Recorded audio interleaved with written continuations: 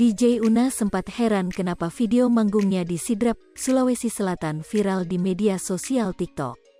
Dalam beberapa video yang beredar, DJ Una terlihat tampil menggunakan dress pendek berwarna hijau dan sepatu boots.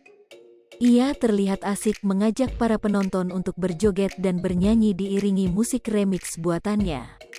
Aksi tersebut kemudian viral lantaran beberapa penonton naik ke atas panggung dan menyawer DJ Una dengan uang pecahan Rp100.000 dan Rp50.000. Terlihat puluhan lembar uang dilempar dan sebar oleh setiap penonton yang naik ke atas panggung.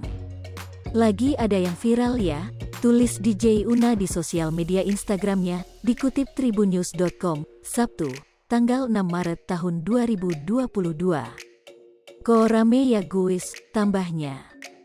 Kabarnya DJ Una menerima uang sawer hingga Rp200 juta lebih di malam itu, bahkan ia juga disawer menggunakan gelang emas oleh salah satu penonton.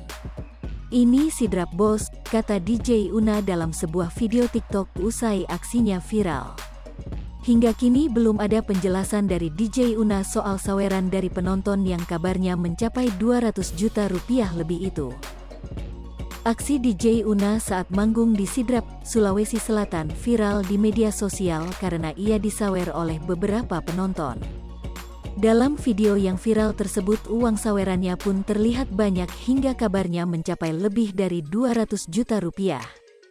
Tak hanya itu, DJ Una juga disawer sebuah gelang emas oleh salah satu penonton saat naik ke atas panggung.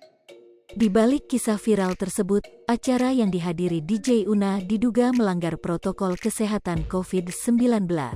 Kabid Humas Polda Sulawesi Selatan AKBP Komang Suwarta mengatakan bahwa pihak kepolisian sudah melarang adanya keramaian di masa pandemi.